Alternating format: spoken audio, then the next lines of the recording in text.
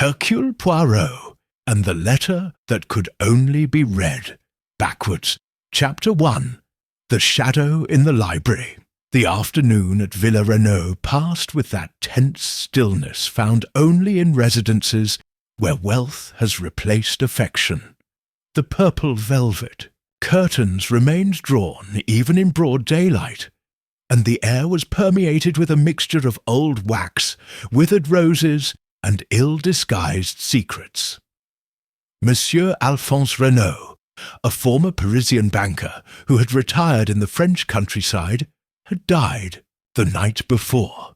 Officially, it was a heart attack. Unofficially, the town murmured. And there was a reason for it. A letter, a single unsigned sheet of paper, had been found in his library, carefully placed on his walnut desk. The ink was intact. The handwriting was clear. But the letter made no sense at all. Until one looked at it in the mirror. It's not my fault if you decided to live as if you were already dead. The last line read upside down. Local Inspector Jules Moreau was overwhelmed from the start. There are no signs of forced entry, no violence, not even a spilled cup of coffee. But the most disturbing thing, according to him, was the letter. It was then that Miss Cécile Renaud, the deceased's niece, with a determined look and the firm voice of someone who had already suffered enough, wrote a telegram. 3 hours later, a black car pulled up in front of the wrought-iron gate. A short man with a perfectly symmetrical moustache, a cream-coloured linen suit, and a hat that seemed to defy the laws of gravity stepped out. He studied the mansion intently, as if the architecture itself could reveal the answers. "Mademoiselle Renaud," he said with a slight bow as the young woman welcomed him in the hall. "I am Hercule Poirot. I am at your complete disposal." Cécile led him to the library, where the scene was still preserved as it had been found. Vickiem. Body had been removed, but the desk, the overturned chair, and the letter remained in their exact locations.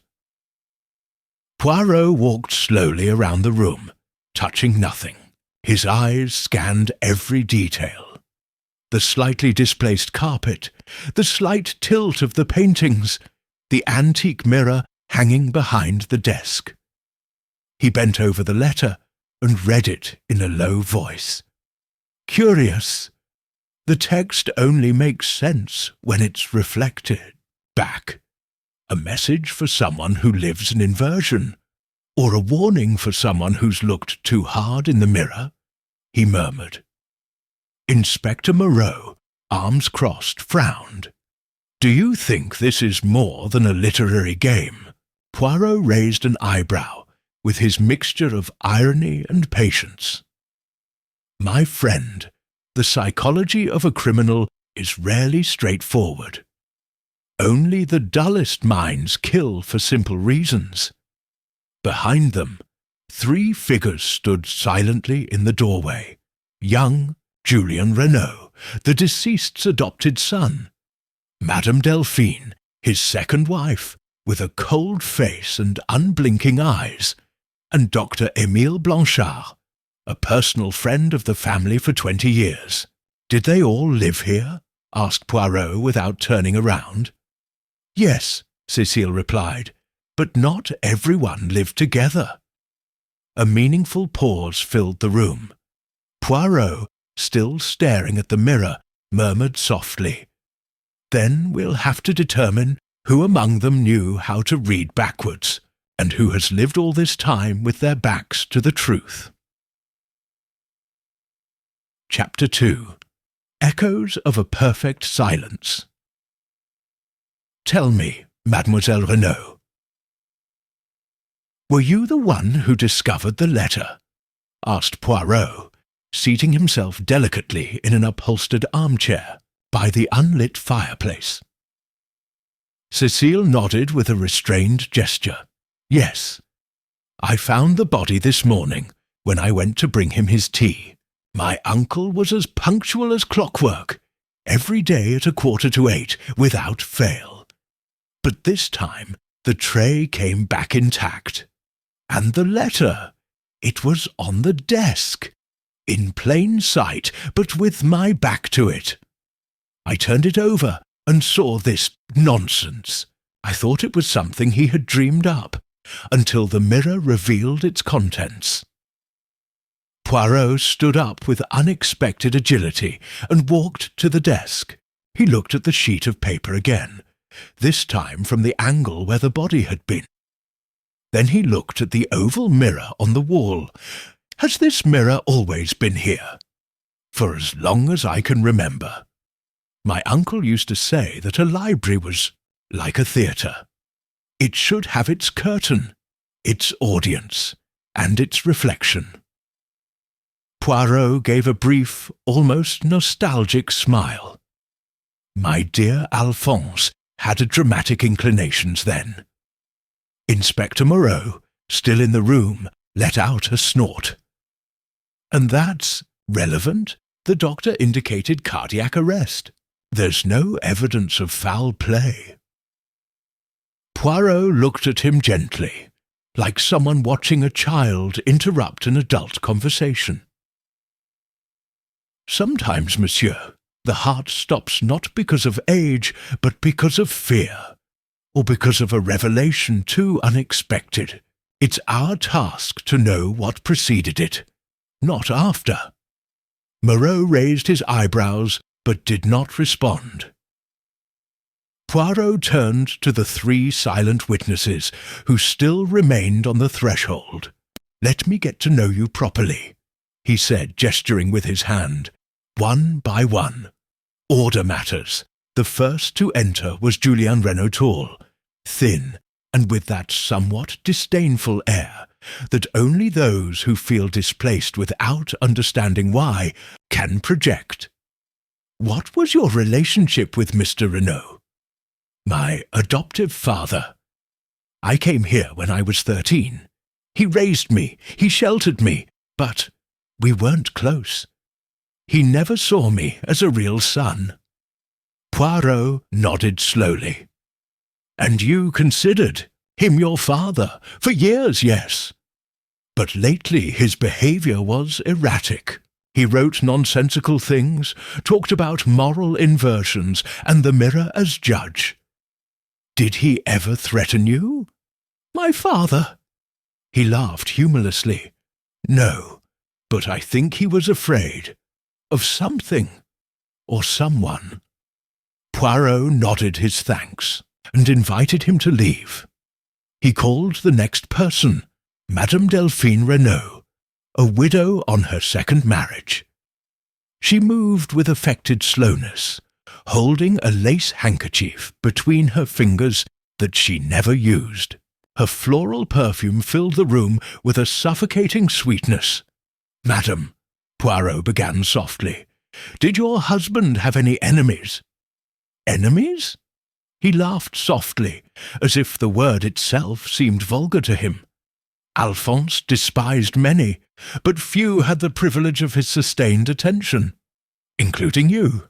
She looked at him, first with surprise, then with something that might have been respect. I was his partner for 8 years. I offered him presence, routine, and silence. That's what he valued most. We didn't share love, but we did share rules. And did he break any of those rules recently? Not directly. But from the moment he started writing that letter, he said the word with contempt. Everything changed. He muttered in front of the mirror. He locked himself away for hours, as if he feared the past was spying on him from the reflection. Poirot frowned slightly. He thanked them and called the last one. Dr. Émile Blanchard, a man of firm build and straight moustache, with a look that seemed to measure the words before they left his mouth. Monsieur Blanchard As I understand it, you were a close friend of the deceased since college. I treated him as a patient for the past few years. High blood pressure, insomnia, and lately, obsession. What kind of obsession? He believed his life had a secret symmetry that must be fulfilled. He spoke of the past as if he were still walking the halls. He became erratic, distrustful, and spoke of a letter that would explain itself when it could no longer speak. Poirot leaned slightly towards him. Was the letter written by him? I'm convinced. I recognize the handwriting. And how did he die? Theoretically, a sudden collapse. But I can't say for sure without an autopsy. There's no wound, no visible poison. Poirot watched the doctor's face for a few more seconds, then turned to the mirror. Sometimes, he said softly, the dead don't leave us clues. They leave us questions. He approached the letter, took a neatly folded white handkerchief, and carefully lifted it. Then he turned to look at Cécile. Mademoiselle, did you know that your uncle tried to burn this letter? She paled. No, he didn't tell me. Poirot pointed to the lower edge, a barely visible grey dry stain. And yet he didn't do it. Because he couldn't, or because someone prevented him. He put the letter in his briefcase, then walked toward the door. Now, Inspector Moreau, it will be necessary that no one leaves the property, and that I be allowed to stay here tonight. Because?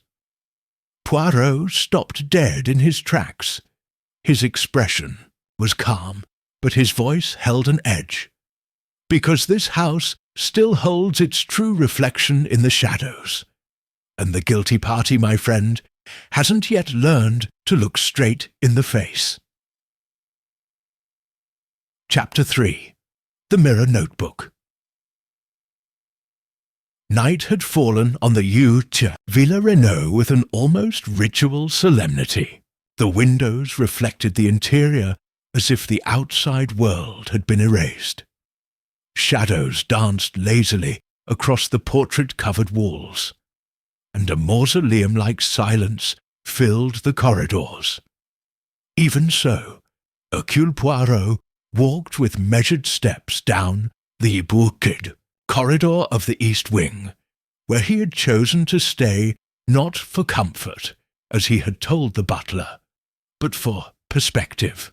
In his hands he held a small black leather notebook he had discreetly found in the library, slipped among the volumes of moral philosophy. It wasn't carefully hidden, but it was deliberate. The notebook contained what appeared to be jumbled notes, incomplete sentences, symbols, mirrored words. It wasn't a diary or a manifesto. It was, in Poirot's words, a thought looking at itself. He sat down by the fireplace in his room and began to mentally transcribe the fragments. The Guidoux. Reflection does not show the other, but the impostor. Julian won't inherit the name, just the facade. Delphine is hiding something in her voice, not in her bag. Emile knows more than he's saying. His silence is an alibi. The letter is just a key, but it doesn't open any doors. It closes the last window. Poirot narrowed his eyes. It was a language designed to confuse, and yet each line had a calculated intention. The use of metaphors wasn't driven by madness, but by a deliberate system of emotional coding. What was Alphonse Renaud trying to hide? And from whom? A light knock on the door interrupted his thoughts. "Entrez," said Poirot, without raising his voice. Cécile Renaud appeared in a light linen gown, with a tense expression and her hands clasped. "Forgive the hour, Monsieur Poirot. I couldn't sleep. And there's something I didn't tell you. Poirot nodded gently, indicating a chair in front of the fire. Mademoiselle, in a house where the truth has slept for years, any sleeplessness can be a light. She sat down, looked down for a few seconds, and then spoke in a firm voice. 4 nights ago I heard my uncle talking to himself in the library. I peeked in without him seeing me. He was standing in front of the mirror. And he said, "Don't look at me like that. I wasn't the first, only the last." Poirot leaned slightly towards her. What do you think it meant? I don't know, but afterwards it seemed to me that he was crying. A thick silence fell between them. Poirot stared at the fireplace for a moment before speaking. Were you aware of the existence of this notebook? He showed her the object. Cécile looked at it in astonishment and shook her head. No, but I recognize his handwriting, although there are words that look like they were written by someone else. Poirot raised an eyebrow. In that way? The handwriting changes. Look, he said, pointing to a specific page. These lines have a different slant, and they use words my uncle never used. Redemption, confession, absolve. Poirot made a mental note. It was possible that someone else had written in the notebook, or that Renaud was imitating another voice as a means of venting or warning. One more question, mademoiselle. Do you know if your uncle had any secrets before Julien arrived? Cécile hesitated. My mother said my uncle had had a tragic love in his youth. He never spoke of her. I only saw a photograph once. It was torn. The woman's face had been cut away, but the hand holding it in the picture was of a woman wearing an antique ring, a black opal. Poirot stood very still. He then remembered the ring Delphine was wearing on her left hand. Not a wedding ring, but an identical opal. Thank you, mademoiselle. It has been very instructive. Cécile said goodbye and closed the door behind her. Poirot stood up. He went to his briefcase, took out a magnifying glass, and examined the notebook again. On the back cover, he found what he was looking for, a barely visible mark pressed by a dry ink pen. He reinforced the pressure with a pencil and revealed a sentence. E.B. has the last word, but he doesn't have the last look. E.B. Émile Blanchard. Poirot murmured the phrase several times, considering it. What did it mean to have the flaw, but not the look? Could it be a half-written confession, or a warning? Suddenly, something came back to him. The arrangement of objects on the desk the morning of the crime. Alphonse's chair was too far from the edge. The inkwell had been opened, but the quill was dry. Had someone written something after his death? Poirot closed the notebook and walked over to the mirror. He examined it carefully. The grain of the frame, the thin layer of dust, the slight wear along the bottom. He touched the edge. The frame gave way with a slight click. Inside, recessed like a compartment, was a second envelope. Poirot carefully removed it. It was sealed with red wax, with no return address. On the back, handwritten in mirror image, were 2 words, "Don't trust." The clock struck 12. The house seemed to hold its breath. Poirot, holding the envelope, smiled faintly. Now the real letter begins, he whispered. Chapter 4. The words that were not said. Dawn found the Villa Renaud wrapped in a velvet stillness. The birds still didn't dare break the silence, as if the night hadn't quite ended.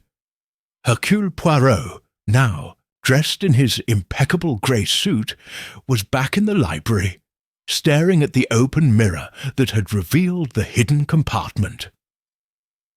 The sealed envelope had not yet been opened. It lay on the desk as if waiting for the right moment to speak. Poirot hadn't touched it since he found it. He preferred to let the little grey cells do their work first. On the table, next to the dimly lit lamp, lay the deceased's notebook, the original letter, which could be read backwards, and a precise outline Poirot had drawn up, 3 columns, with the names of the suspects, a list of their known deeds, and a third, empty column marked simply with a question mark. What hasn't been said? Thought Poirot.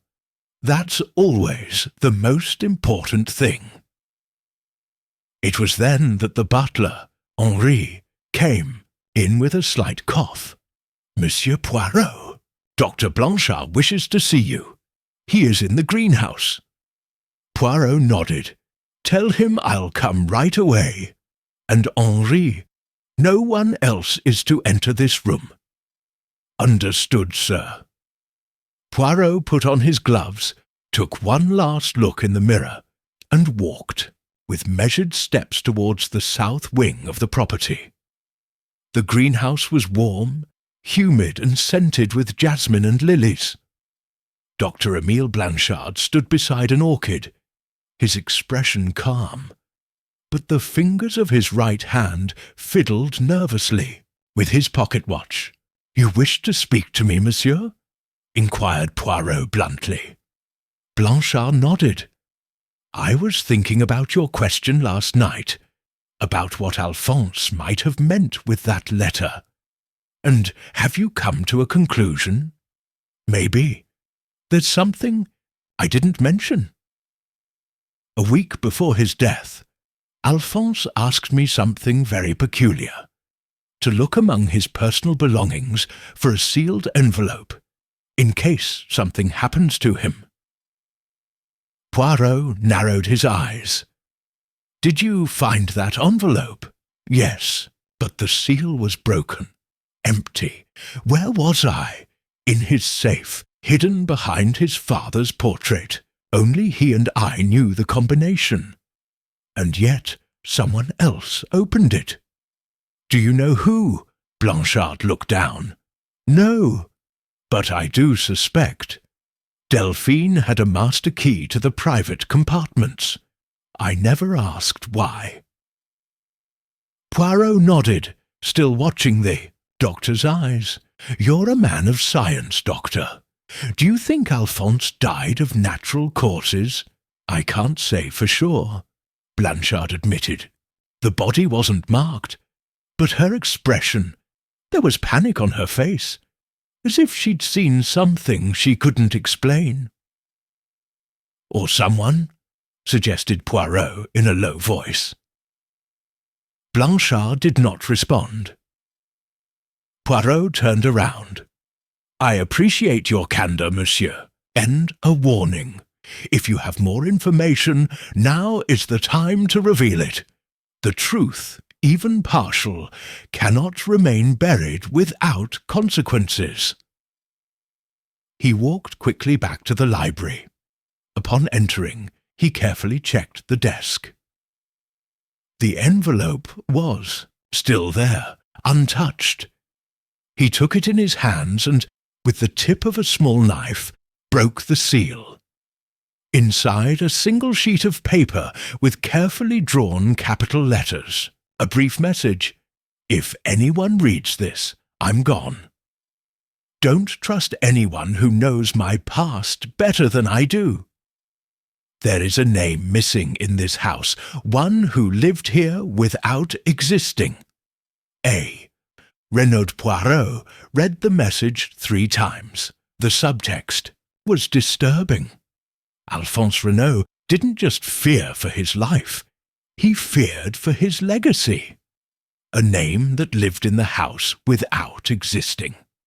A family ghost. An erased identity. Suddenly, a memory returned to Poirot. During his conversation with Julian, the young man had mentioned that he knew nothing about his biological mother, only that she had been a woman with a dark past, according to his adoptive father. Could that be the lost connection? Poirot looked for Cécile. He found her in the reading room, leafing through a book without really paying attention. "Mademoiselle, I need to know something delicate.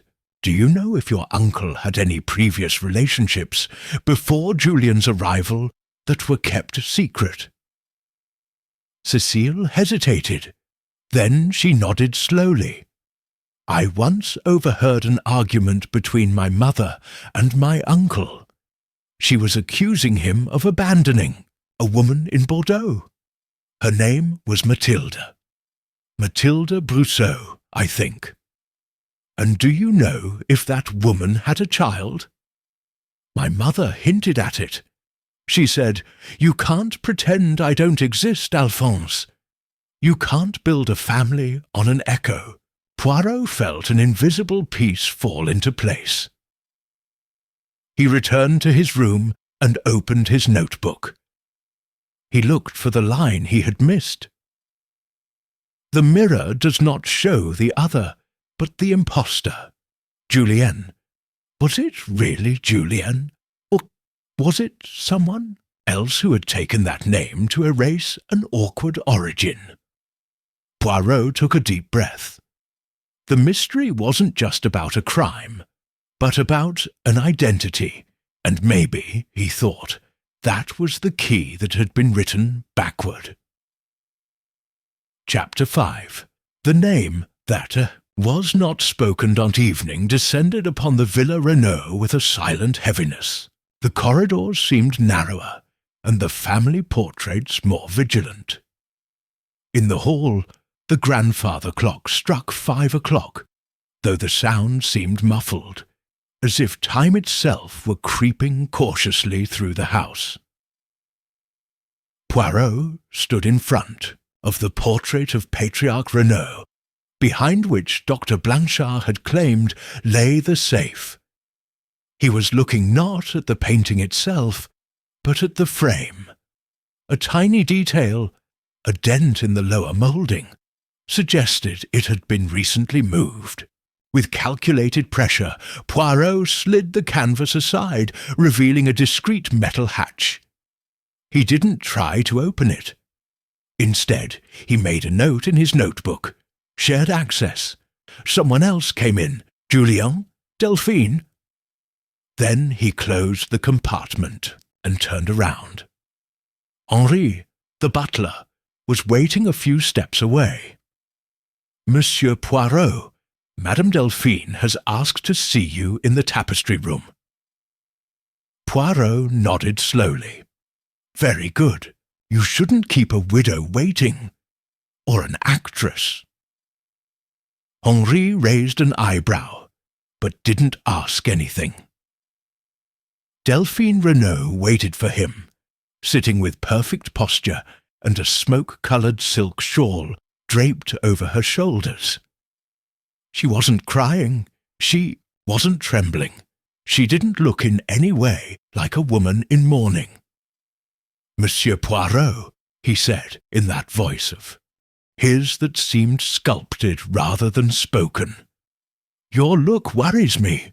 You look at us all as if you don't believe anything we say." Poirot smiled gently. "It's not distrust, madame. It's that words reveal as much by what they say as by what they omit." She watched him for a moment, then stood up and walked over to a small table.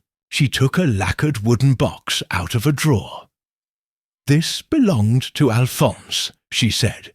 "He asked me to burn it if anything happened to him. I didn't have the courage." Poirot accepted the box with a slight bow. He opened it slowly. Inside was a set of yellowed letters, a military medal, and an old photograph. In the image, a young Alphonse Renaud smiled next to a woman with dark eyes and a serene expression. Between them, a boy of about 5 years old with a barely visible scar above his left eyebrow. Poirot studied the boy's face. The curly hair, the strong jaw, the same mole under his left eye that Julian skillfully concealed under his bangs. "Do you know who is appearing here, madam?" Delphine shook her head slowly. "No, he never told me.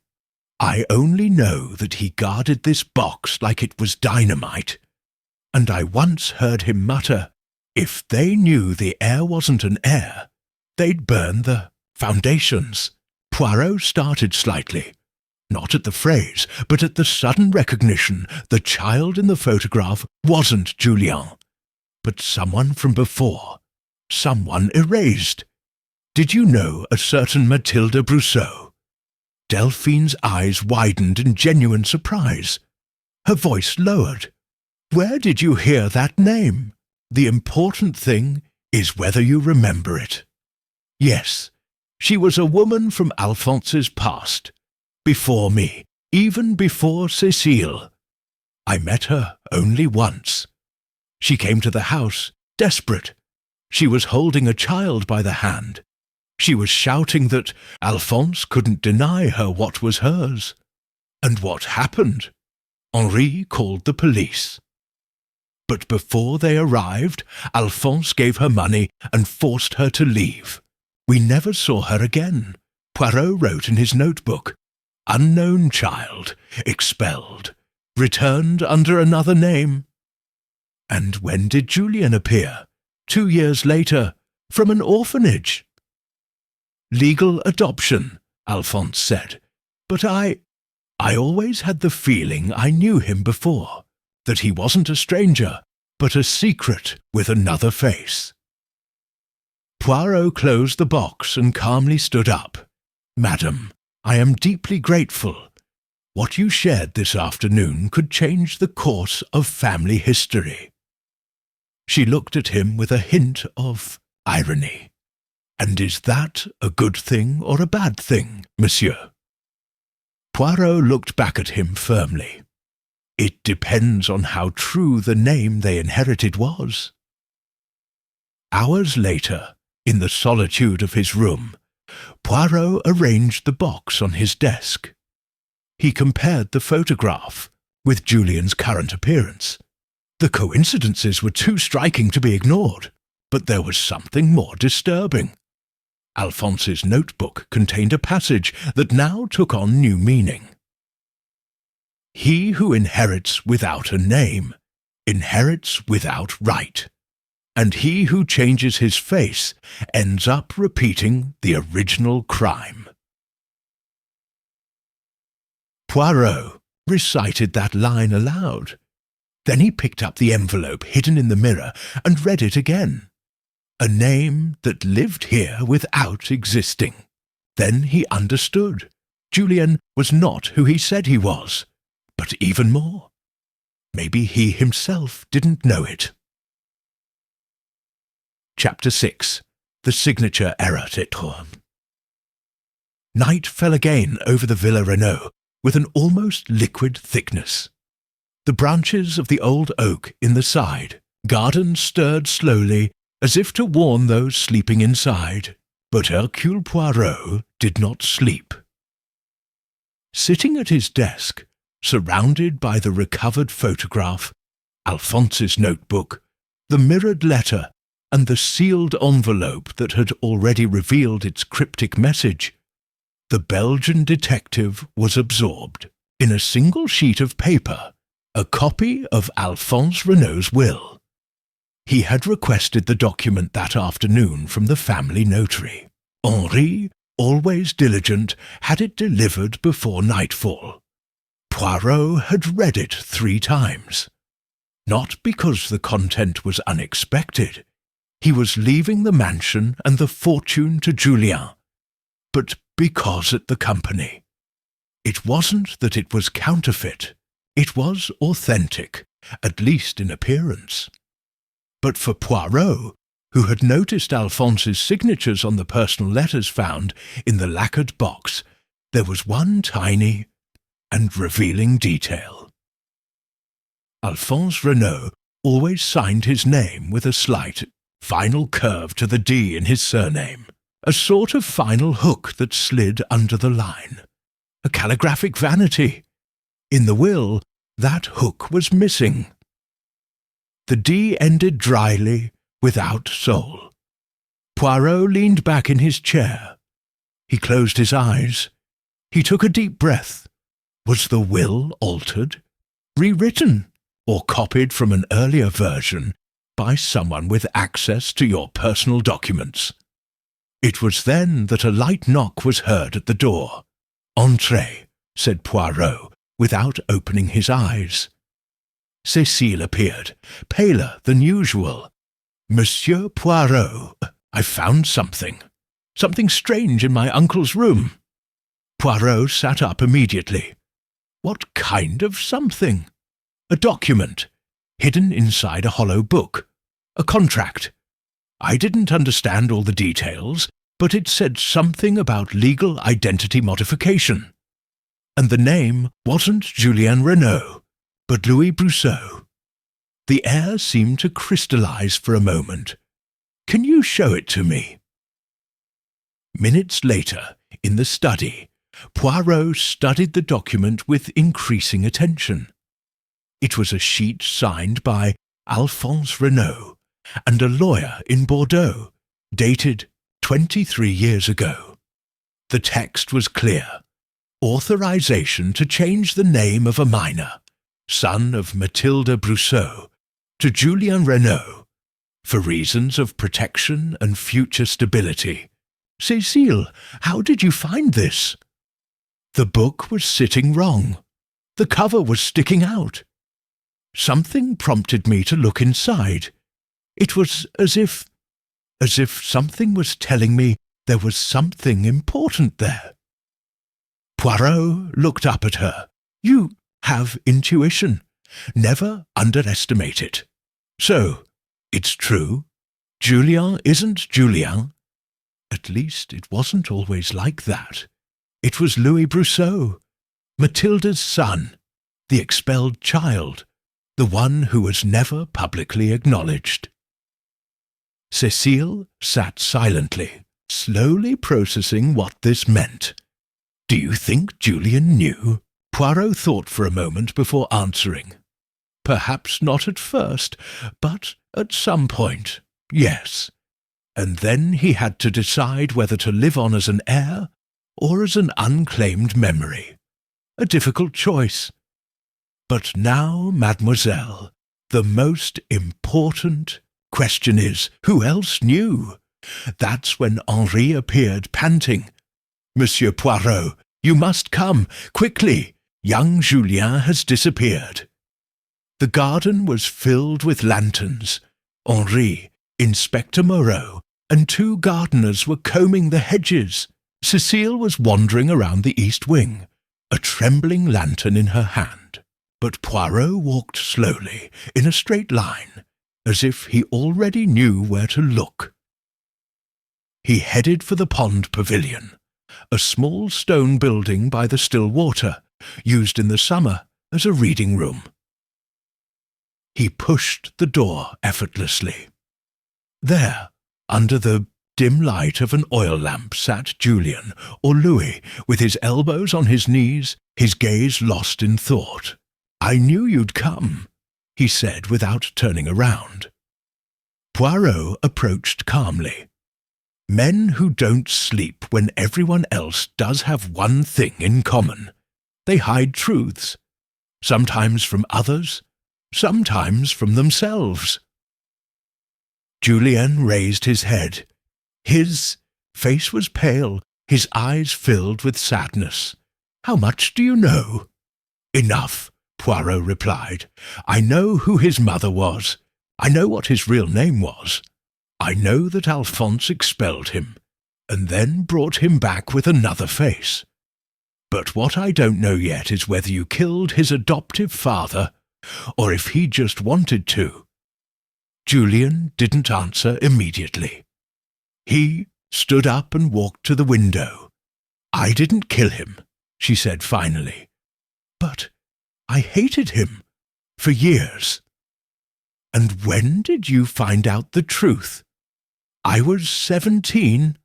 I found an old letter. They didn't give it to me. I found it.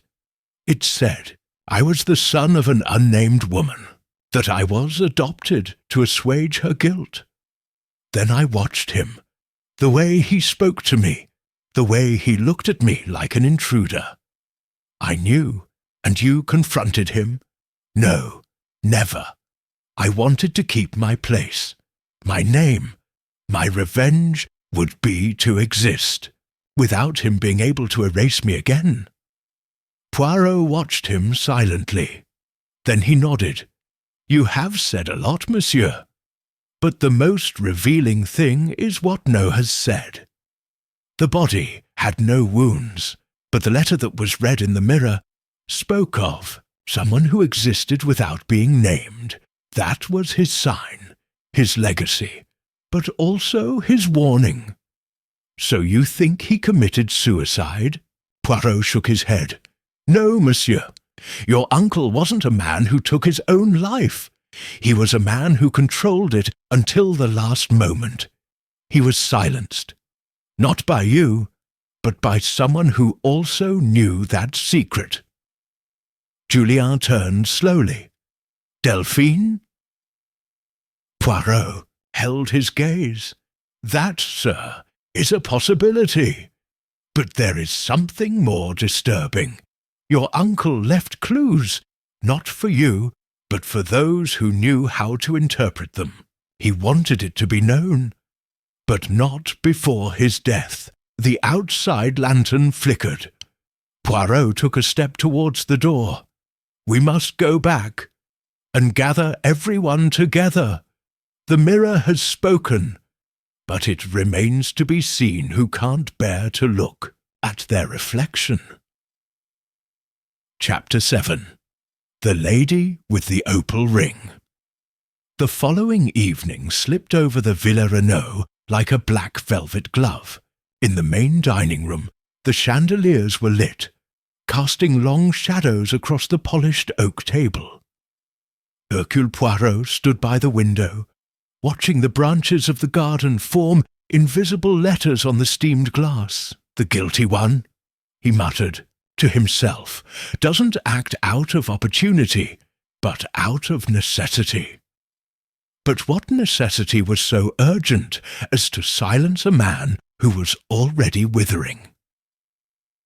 Behind him, a glass of cognac was poured. Inspector Moreau, frustrated by the lack of tangible results, was carried away by the warmth of the liquor. "All we have are words. A changed name, a dubious signature, and a letter written backward. Where's the real evidence, Poirot? Where's the crime?" Poirot didn't flinch. His voice was calm, as if he were recounting an ancient parable. "When a mirror breaks, Inspector, it doesn't scream. It only shows fragments. And we who seek justice must know how to put those pieces back together, even if they cut us." Moreau snorted and walked away, leaving him in silence. It was at that moment that Delphine Renaud appeared on the threshold, dressed in black, with a white flower pinned to her chest. Her footsteps made no sound on the carpet. "Monsieur Poirot," she said in a velvety voice, "may I speak to you privately?" Poirot nodded slightly. He led her into the small blue drawing-room, a reading room where the darkness was soft and the curtains barely let in the moonlight. Delphine closed the door behind her, but didn't sit down. She stood with her hands clasped in front of her. The black opal in her ring sparkled as she tilted her hands slightly. "I know what you're thinking," he said, bluntly. "You think I killed Alphonse?" Poirot tilted his head. What I believe, madame, is that you knew things he didn't want known, and that you also carried a secret, one that weighs as much as a stolen surname." Delphine sighed. He confessed to me years ago that Julien wasn't his son, that he was the son of a woman he abandoned. He told me he'd tried to redeem himself, but the boy carried a question in his blood that was impossible to erase. Poirot watched her closely. "And that made you uncomfortable?" "No," she said firmly. "I didn't care about his origins. I didn't love Julien. But I did fear for the inheritance. I knew that if the past came to light, everything could be disputed." "So you silenced him?" Delphine looked him straight in the eyes. "No, but I did threaten him. The night before his death, I told him that if he disinherited Julien, I would ruin his memory. I would make his entire story public. I reminded him that he had no right to decide destinies he himself had ruined." Poirot slowly crossed his arms. "And how did he respond?" "He laughed. He said the house didn't belong to me or anyone else, that we'd soon find out. Then he asked me to leave him alone. That was the last time I saw him alive." Poirot lowered his gaze. Delphine continued more quietly. "But there's something else, monsieur. The ring I'm wearing, it's not mine. It belonged to Mathilde Brousseau. Alphonse kept it for years. He kept it in a hidden box. I found it and took it." Poirot raised an eyebrow. "Because? Because I wanted her to know I hadn't erased her, that someone still remembered her, not out of mercy, but out of justice." A dense silence enveloped them. "That's what disturbed him most, you know," Delphine added, "that someone like me, whom he considered practical, would feel compassion for a shadow." Poirot bowed slightly. "You didn't kill Alphonse, madame, but you let him die. You, like others in this house, were a passive witness to his downfall, and in that sense you were all pushed a little." Delphine didn't cry. She didn't make the slightest gesture. She just nodded, like someone accepting a moral condemnation. That same evening, Poirot asked Henri to take him to the attic. There was only one reason: to find the archive where Alphonse kept his unpublished manuscripts. He found it. An old, dusty leather suitcase. Inside, typewritten pages and notes in Renaud's distinctive handwriting. Among them, an unfinished chapter of an autobiography. Its title, "The Son Who Never Existed." The first line said it all. I gave it a name so no one would ask where it came from. But silence isn't forgetting. It's just postponement. Poirot carefully closed the manuscript. The truth was there. He didn't need any more proof. He went to the mirror in the library, now devoid of secrets. "Tomorrow I will gather everyone together," he said in a low voice, as if the glass could hear him. "And then, Monsieur Renaud, your last will be revealed. But not in a will, in a reflection." Chapter 8. The Hours No One Counted. The next morning, a tense, almost expectant air pervaded Villa Renaud. No one had breakfast in the dining room. Cécile didn't come down for her tea. Henri, usually punctual, poured the coffee with abrupt movements, without a word. And Julien, after his return from the pavilion by the pond, hadn't left his room. At 10 o'clock sharp, Hercule Poirot appeared in the main drawing-room. He was dressed in a navy-blue three-piece suit, his moustache perfectly smoothed, and a white linen handkerchief sticking out perfectly from his pocket.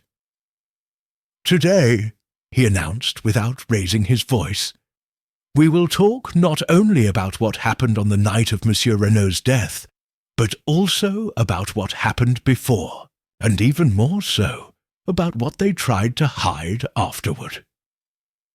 Delphine was the first to enter, her face expressionless, accompanied by Cécile, who was visibly paler than usual.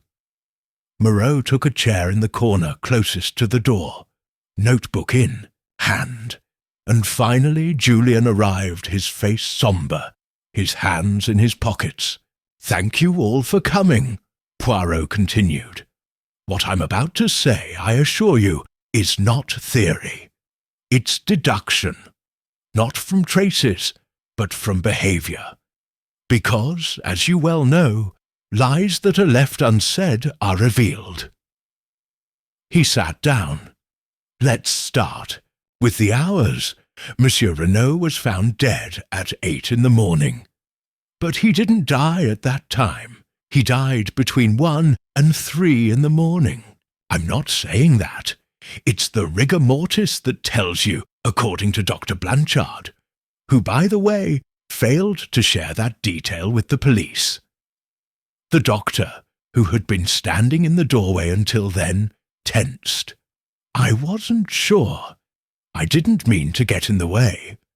"But no, sir, you didn't mean to, by just precipitate consequences," corrected Poirot with cutting kindness. Then he turned to Delphine. "You claimed you didn't see him after 10 at night, but that's not true. Henri saw you leave the library at 1:20 in the morning." Delphine blinked slowly, but said nothing. "What were you doing there, madam?" It took her a few seconds. "We were arguing about the will that sought to disinherit Julien. That's how it is." "But that will," said Poirot, holding up a document, "is a forgery, not in its content, but in its signature. The initials don't match Alphonse's. It lacks the final curve on the D. Whoever wrote it copied it badly." A murmur crossed the room. "Are you implying it was forged?" Moreau asked sceptically. "I'm not implying it, I'm affirming it. And the one who forged it was someone who thought he knew everything about Alphonse, but was ignorant, that detail of his writing. A small hook, the trace of the pride of a man who wouldn't give up." He stood up, with a notebook in his hand. "This is the real will. Unfinished, yes, but with clear intentions. Alphonse Renault planned to give half of his estate to an educational foundation, and the other half to his niece, Cécile. Not to Julien." Cécile covered her mouth, not believing what she was hearing. "But why?" "Because I had come to understand that the real crime wasn't adopting Louis Brousseau under the name Julien, but forcing him to forget who he was, and I wanted to right that wrong without punishing anyone. However, someone else didn't accept that balance." Poirot turned to Julien. "Monsieur, you didn't kill your adoptive father, but you did know he wasn't your legitimate heir. And when you saw the incomplete new will, you thought you could get ahead of him." Julien paled. "What are you saying?" "That you were the one who wrote the forged will. You wanted to protect what you felt was yours, but you did it too late. Alphonse had already made another decision. You didn't kill him, but you entered his study after his death and found him, there with the letter on the desk." Julien nodded, his voice low. "Yes, I saw him. He was already dead. The mirror was open, and the letter, I didn't understand it." "You weren't supposed to understand it," said Poirot. "It wasn't addressed to you." He turned to Delphine. "You, on the other hand, knew what you were saying, and you knew what it implied, that the truth would be revealed. that everything you had kept quiet, your contempt for Julian, your knowledge of Alphonse's past, your veiled threat, would come back to light. So you made the decision to accelerate the silence, not with poison, not with violence. Poirot approached the desk and lifted a small wooden box. With this one. He opened the box. Inside, a small bag with remains of belladonna, a plant that, when properly administered, can induce cardiac arrest in an already weakened elderly man. Traces of this substance were found in the cup of tea Alphonse drank that night, a cup that, curiously, Henri didn't make. Who did? Delphine didn't respond. She just stared at the opal ring on her finger, as if she expected it to speak for her. Poirot sighed. It was a bloodless murder, a crime of omission and mild poisoning, just enough to simulate a natural death. But what betrayed the culprit wasn't the drugs, but her reflex. He looked back at the library mirror, because only someone who feared being seen would have moved the mirror's angle after Alphonse died, and that someone was you, Madame Delphine. A silence fell over the room. Moreau, without another word, stood up and walked toward Delphine, who offered no resistance. "I never meant to kill him," she whispered. "Just shut him up, one last time." Poirot closed his eyes, not out of satisfaction, but from the weight of a discovered truth. The truth, madame, is not silenced. It is only reflected. Chapter 9. The air of silence. The hours following Delphine's confession passed in, a tense calm, as if the mansion itself didn't know how to react to the revelation. Inspector Moreau, visibly shaken by the elegant, almost imperceptible nature of the crime, took it upon himself to escort Delphine to her room, where she would remain under guard while the official report was completed. No one cried. No one. Protested Poirot, however, did not leave the library. Sitting in his favourite armchair, next to the fireplace where thembes were languishing, he peered intently at Alphonse's notebook and the photographs still on the table. The boy's face, Louis, not Julien, still projected a question that had not been fully resolved. Because even though the crime had been explained, the story wasn't over yet. Shortly after noon, Cécile entered the room with light steps, as if afraid of breaking the contained atmosphere that reigned in the place. "Are you sure she did it alone?" he asked without preamble. Poirot didn't reply immediately. He slowly took off his gloves, folded them neatly, and placed them on the table. Delphine administered the dose, yes, but she wasn't alone. Words can be poison, mademoiselle. And Alphonse lived surrounded by phrases that ate him up from the inside. "Are you referring to Julien?" "To Louis, if I may correct you." Cécile lowered her gaze. She had begun to accept this truth more quickly than the others. Poirot stood up and walked to the window. What Alphonse tried to do with Julien wasn't just give him a name. He tried to strip him of his identity, turn him into a mask. But masks, sooner or later, crack, Cécile approached. "And now, what will become of him?" Poirot looked at her with a mixture of compassion and gravity. "That depends on him, and on you." At that moment, as if summoned, Julien or Louis appeared on the threshold. His face seemed to have aged in just a few hours. He had stopped looking like an heir. Now he was simply a man. Can I come in?" Poirot nodded. Julien sat opposite him, his elbows on his knees, his gaze fixed on the dying flames of the fireplace. "I haven't slept. I don't even know if I'll sleep tonight. I feel like something inside me has broken."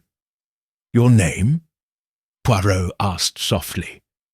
Julien hesitated. Then he replied, "No, the silence, the one I've carried my whole life. And now that I no longer have to protect it, I don't know what to do.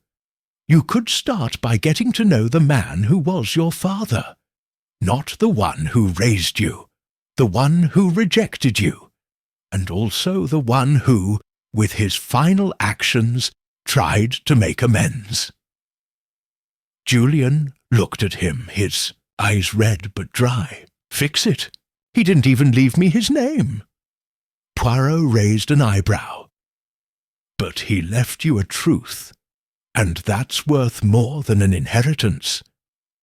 You can continue living like Julien Renaud if you so wish. But knowing who Louis Brousseau was, your strength now is that you can choose. Your father's true legacy was allowing you that choice." The young man lowered his head. His shoulders trembled for a moment, as if a suppressed emotion shook him from within. "What if I choose to disappear?" Then he did it as a free man, not as an echo. A long silence followed. Finally, Julien stood up. He approached the photograph and held it in his hands.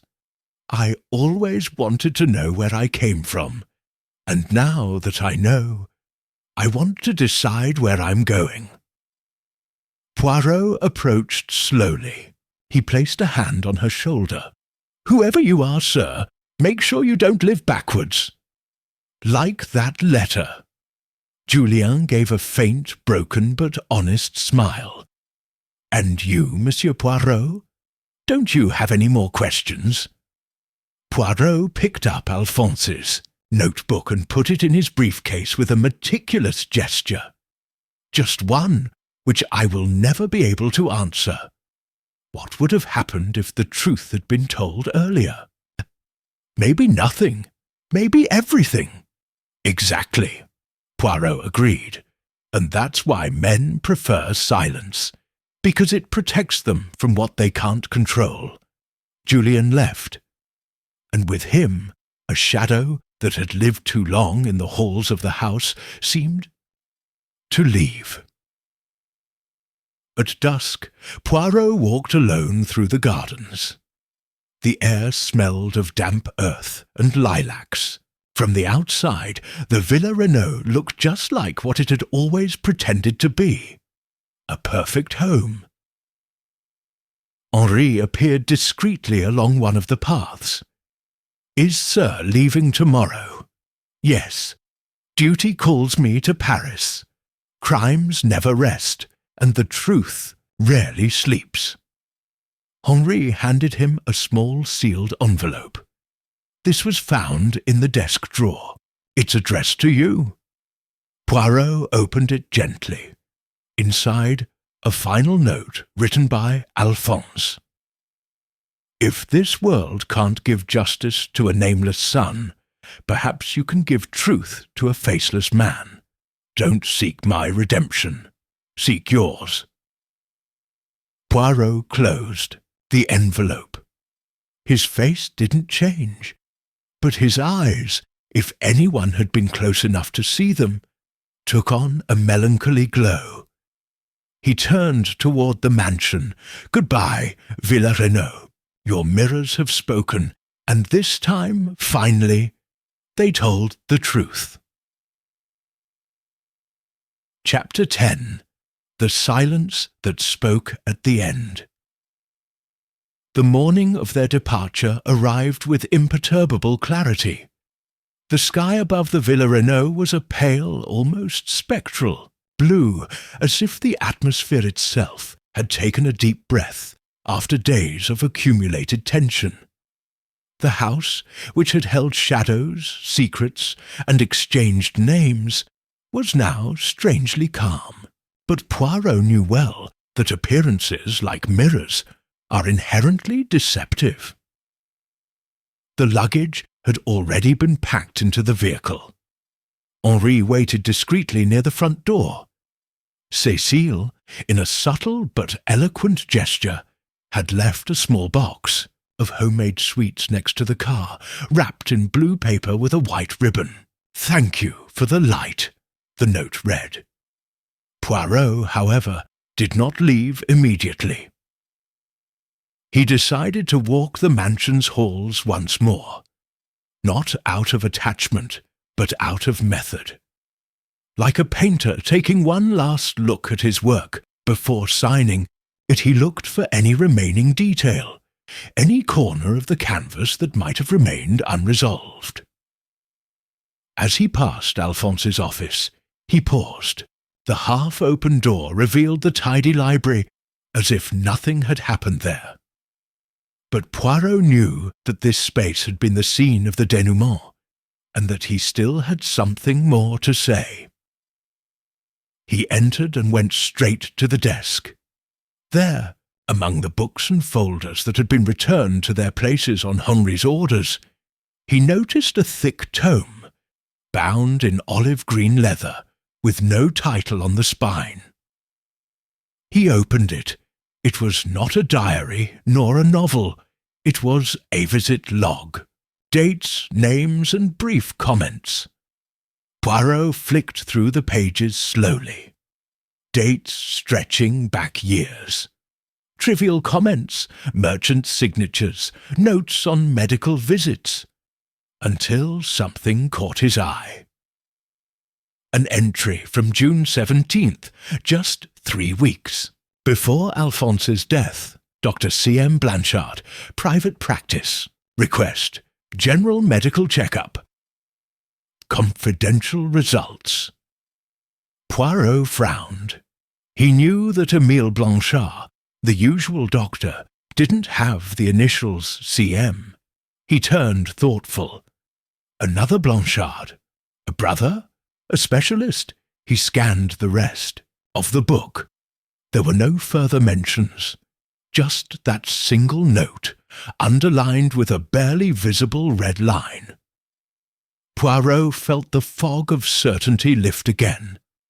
What if Alphonse had received a terminal diagnosis? What if he knew his life was coming to an end due to natural causes, and that's why he'd decided to speak out, to write, while he still had time? What if the letter, the notebook, the manuscript, the photograph, everything had been his way of building a moral legacy that no will could grant? He left the library without taking the book. He left it where it was. Let the house keep it. Shortly after, Poirot asked to see Julien, or Louis, one last time. He found him in the garden, by the stone bench under the oak tree. He was dressed simply. In his hands he carried a new notebook. "Do you write, sir? I'm trying," the young man replied. "Not to tell this story, to understand it." "A very wise distinction," said Poirot, taking the seat next to him. "And have you decided on a name?" Julien hesitated for a few moments. "I'll keep Julien, but I'll put Louis on the second line. I don't want him to be erased, just to stop being so important." Poirot nodded. There was no better justice than that. The truth freely assumed. And the house? Cécile? She wants us to stay. She says the ghosts have nowhere else to hide. "Well said, and Henri will be pleased," added Poirot with a half-smile. A moment of silence fell over them. Poirot gazed at the branches of the tree, now full of new shoots.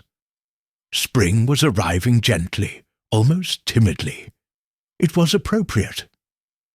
Do you think, Monsieur Poirot, that all this served any purpose?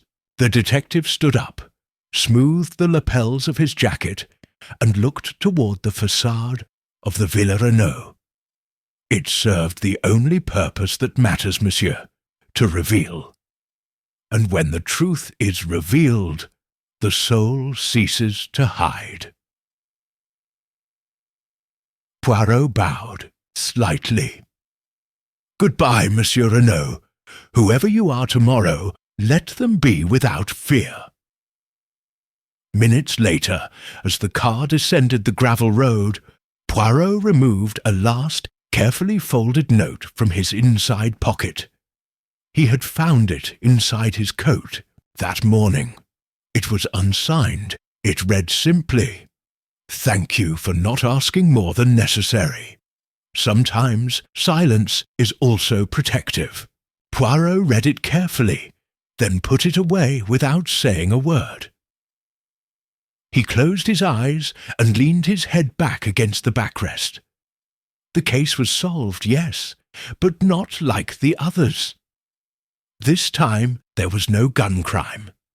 This time the killer was the past and the punishment, the weight of what was left unsaid. And yet the detective smiled, because this time the truth had won without the need to shout. Chapter 11. The Legacy in the Shadows. 2 weeks later, the Villa Renaud was no longer the place that had welcomed Hercule Poirot under the veil of a silent death. The curtains opened earlier. The lamps no longer flickered until dawn, and the air that had once felt rarefied now seemed cleaner.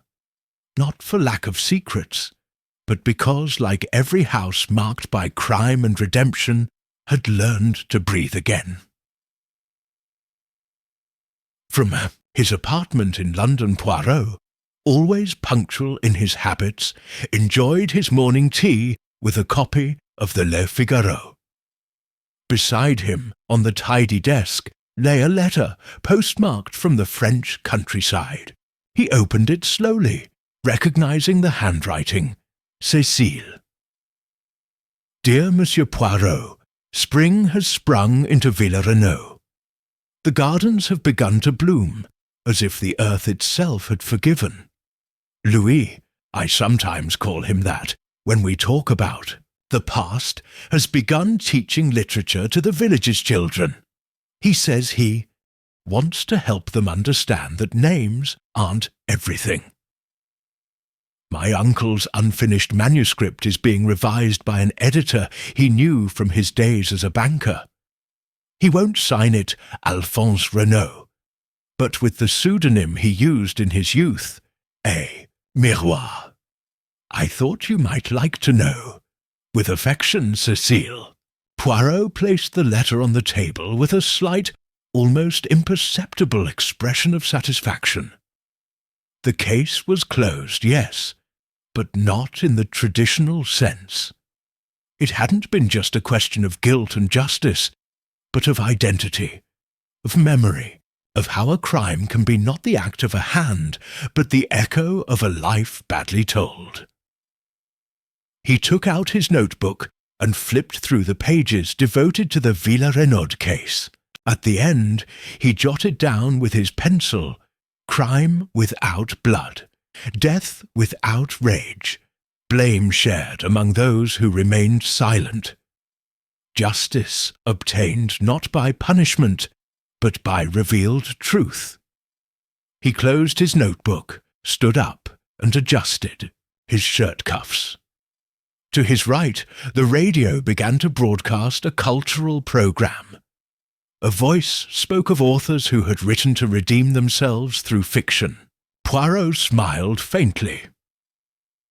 Meanwhile, at Villa Renaud, Julien, or Louis, depending on the moment and who called him, walked through the rows of lavender in the backyard. In one hand, he carried a notebook.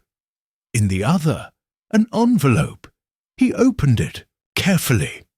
Inside, a single document, The original birth certificate amended. It no longer said unknown under the father's box. Now it read, Alphonse Renaud, recognized posthumously. Cécile appeared next to him with a tray of lemonade. All good? Yes, although I'm surprised at how much such a small piece of paper can weigh. Sometimes it weighs more than a life. Louis looked at her and nodded. Then he held the document out toward the gentle flames of the outdoor fireplace. The paper ignited slowly, without violence, without drama, just a small crackle, as if the past, finally, had given its consent. Wasn't it important to preserve it? It was. But now, not any more. Cécile placed the tray on the table and watched as the fire consumed the last ashes of that denied name. And the book you're writing? It has a title. I decided on it this morning. Which? Louis smiled. The Son of the Mirror. She nodded. No need to ask any more questions. Days later, in a Paris bookstore, a young student was leafing through a new copy in the memoir section. The author's name didn't appear on the cover, but the title, in sober letters, read, The Mirror's Son, a truth written backwards. On the back cover, an excerpt. We are not what we inherit, nor what we keep silent about. We are what we choose to remember, and what we dare to say at last. In his apartment, Poirot noticed that same edition on his bookshelf, placed precisely between Balzac and Maeterlinck. He closed the cabinet door, stepped back, and surveyed the arrangement. Perfect, he murmured. But just as he turned toward his favourite chair, his phone rang. Poirot, at your service? An agitated male voice answered on the other end. Monsieur, there's something you must see. A letter sealed with your name, found in an abandoned chapel in Lyon. And it mentions an unsolved crime from 30 years ago. Poirot straightened his back, a spark of anticipation lighting his eyes. So, mon ami, there's no time to waste. He took his hat, adjusted his cane, and with a last glance at his tidy apartment, closed the door behind him. Because even when a mystery may end, Poirot is always ready for the next reflection. Chapter 12. The Echo of the Lost Name. The morning was bright in Lyon, but its brilliance had an edge. Hercule Poirot stepped off the train with his usual composure, his briefcase perfectly parallel to his body, his hat not a degree off-centre.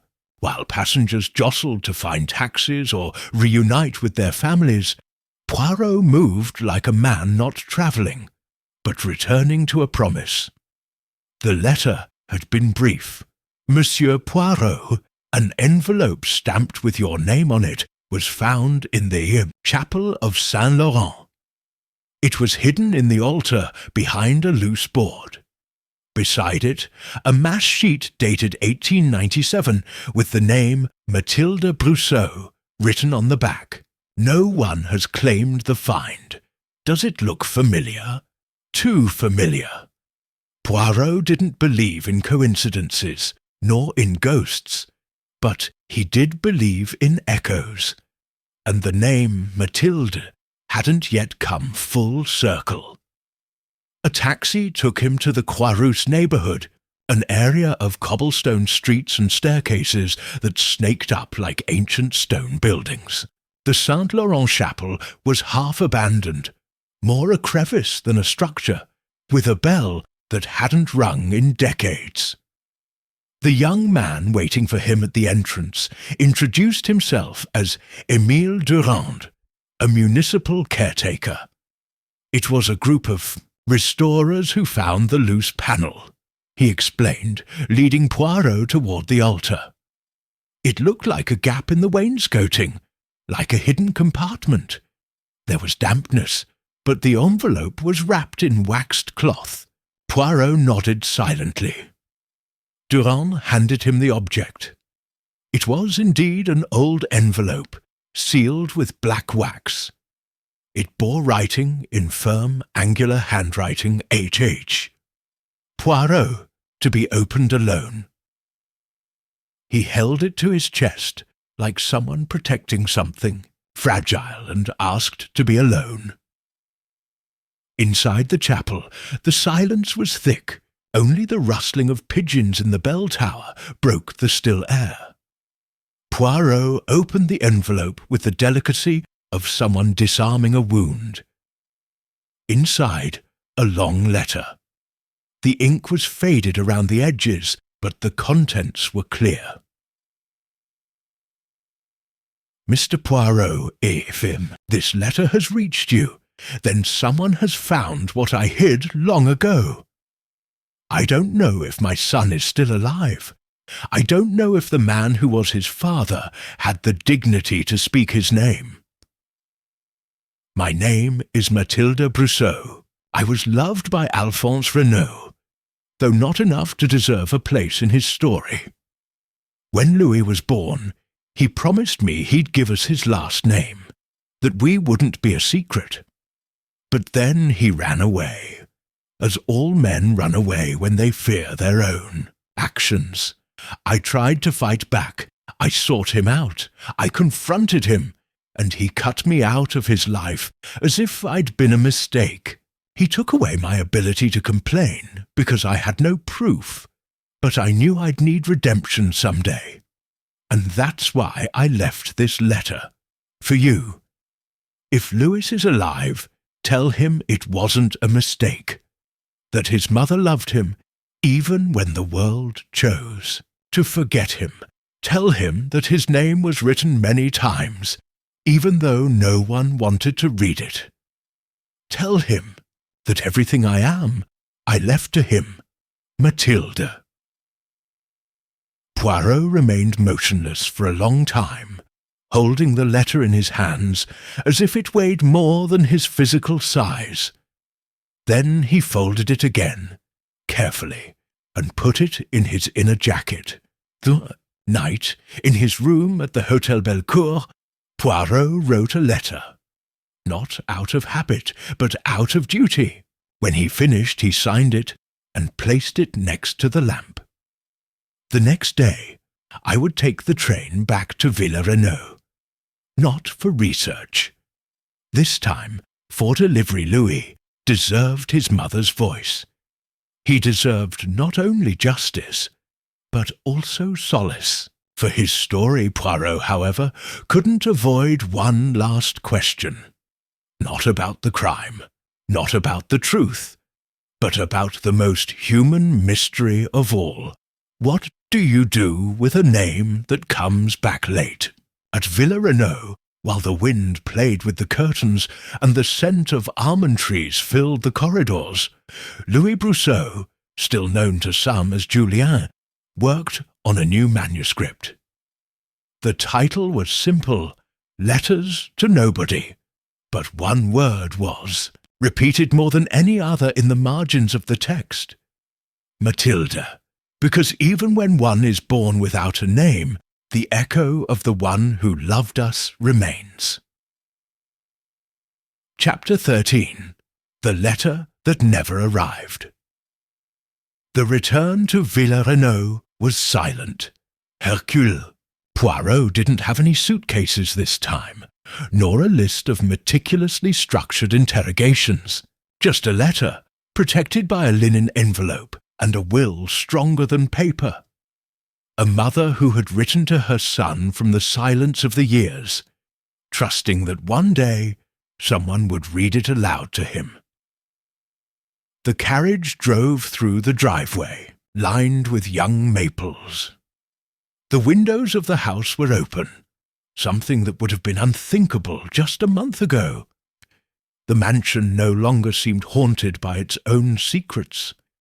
Instead, A restrained air hung over it, as if patiently awaiting a final word. Henri opened the front door. He had aged even in that short time. Or perhaps his face had simply opened up after the weight that had been on his shoulders for so long had fallen. "Monsieur Poirot, welcome back." "Thank you, Henri." "Is Louis home?" Henri nodded. "In the pavilion by the pond. He writes there in the mornings.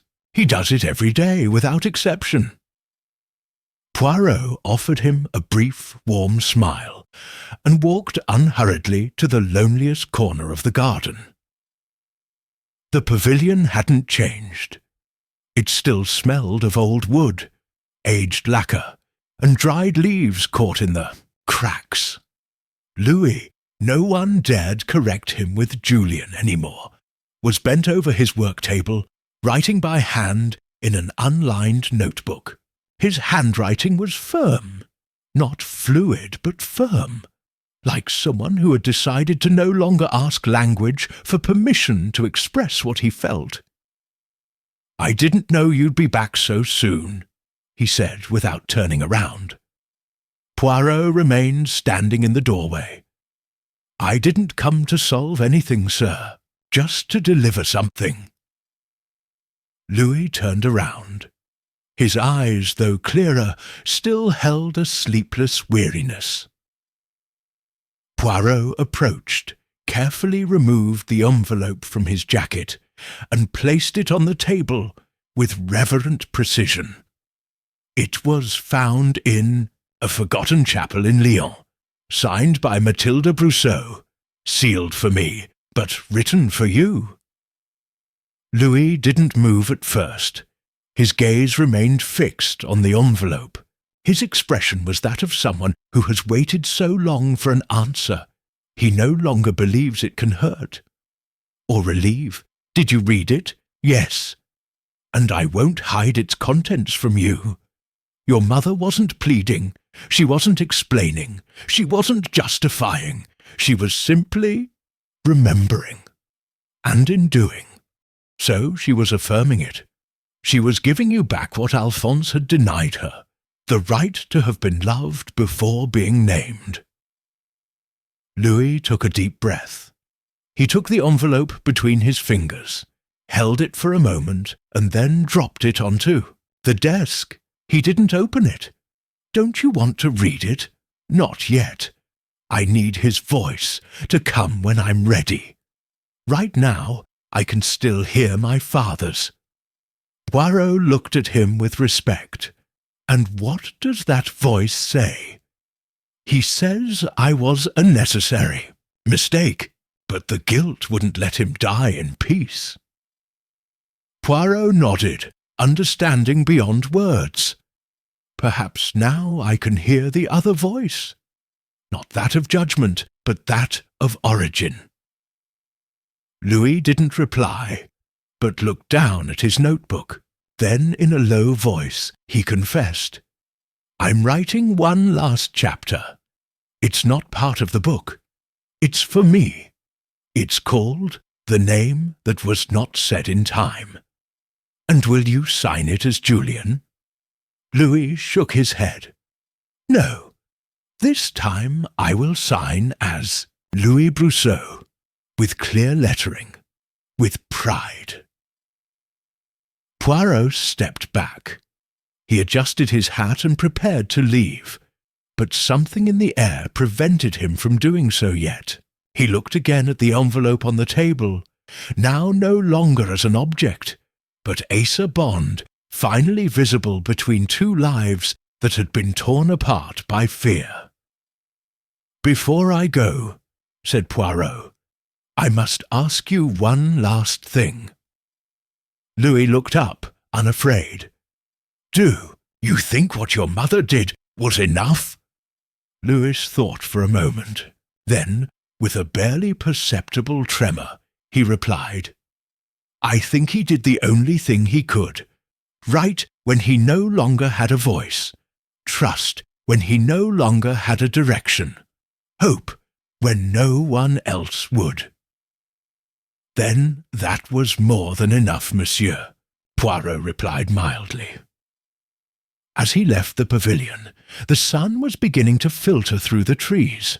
Poirot walked slowly toward the waiting car, aware that a final scene isn't always necessary to close a story. Sometimes it is enough for someone to decide to live it truthfully. As the vehicle moved away along the path, Poirot closed his eyes. For a moment, in his memory, Matilda's letter still whispered, "Tell him that his name was written many times, even though no one wanted to read it." And now, finally, someone had read it. Chapter 14. The Mirror Without Reflection. Summer arrived at Villa Renaud without ceremony. There was no party, no welcome letters, no buzzing of neighbours' cars that used to frequent the property on mild days. Only the sun, steady and silent, spreading its warmth over the ancient stone, and the shadows that no longer hid. Louis Brousseau, the name was already present in his documents, on the envelopes he received, in the postman's greetings, was in the library rearranging the shelves, not out of nostalgia, but out of necessity. There was something therapeutic about lining up the books by subject, reading the titles softly, as if saying them would give the world back some of its lost structure. On the top shelf, behind a row of legal treatises his uncle had collected out of vanity rather than practicality, he found an untitled book, covered in dust, with no signs of having been touched in years. He took it down. He opened it. There was no printed text inside, only handwritten pages in black ink with uneven, almost shaky handwriting. It was a diary, and it belonged to Alphonse Renaud. Louis felt a pang in his chest, not out of hatred, but out of the inner curiosity of that child who had once lived without knowing who he was. He opened the first page. There are things a man cannot say out loud, because their echo would be unbearable. That's why I write here, so that if one day someone dares to search for what I didn't say, they will find it where I've never looked directly, inside myself. Louis turned the pages slowly. They were confessions, unfinished thoughts, half-finished words. There was anger, yes, and fear, but also a constant need to be understood. One sentence stood out, written 3 times throughout the diary. Blood doesn't lie, but neither does fear. When he reached the end, he found a loose, folded sheet of paper with a clean back and a date, March 1st, 3 weeks before his death. He unfolded it. It was a letter, not addressed to anyone. Or maybe it was. "If I had the courage, I would come looking for you. But I hurt you too much to show up empty-handed. I took your name, your story, your right to exist clearly. And even though I brought you back, I didn't do it out of justice, but out of selfishness. It torments me to know that you live under a name that isn't yours, believing it was a gift.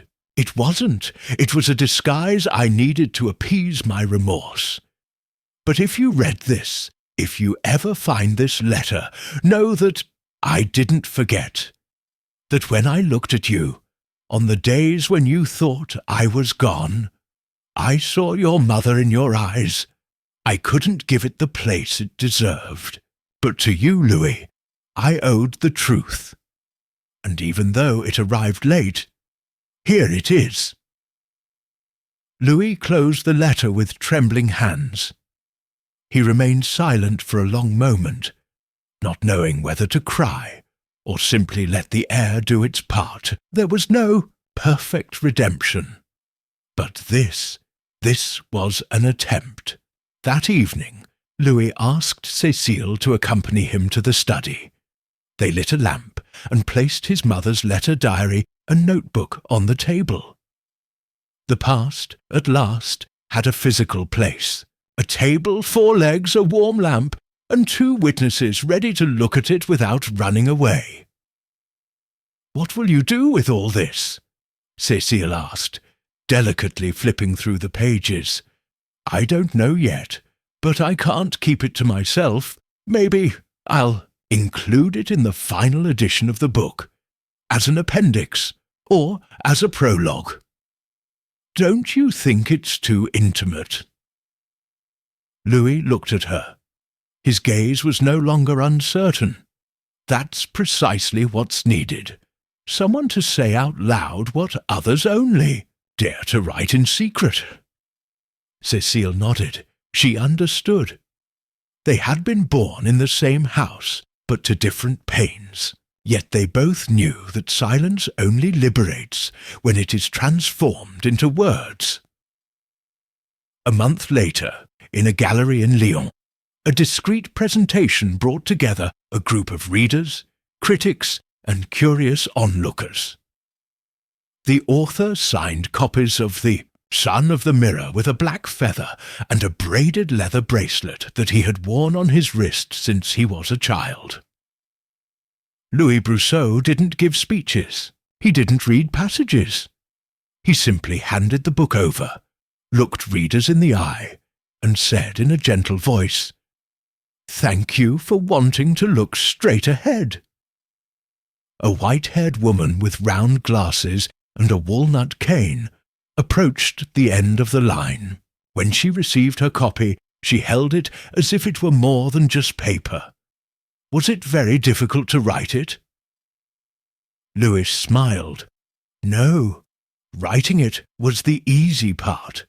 The hard part was deciding I had the right to sign it. The woman looked at him for a moment, then nodded. He signed it correctly. That night, before going to sleep, Louis opened the new notebook where he had begun to outline a second work. On the first page, he wrote, "To Mathilde, who spoke when there was no one left, and for Alphonse, who finally knew how to keep quiet." He closed the notebook. He looked at his reflection in the dark glass of the window, and for the first time, in a long time, he didn't want anyone else to define him. Chapter 15. The Name Engraved in the Flame. Autumn arrived unannounced at Villa Renaud, as if the season knew it wasn't welcome, yet indispensable. The leaves began to fall with the deliberation of someone who knows their destiny, and the evenings grew shorter, like pages unwilling to reveal the ending. Louis Brousseau, already accustomed to hearing his name without flinching, spent every morning in the library. He didn't write. He read. And he did so with a different intensity, not as someone searching for answers, but as someone beginning to understand the way the questions are asked. It was during one of those mornings, while leafing through a philosophy book that had belonged to his uncle, that something slipped between the pages. A postcard.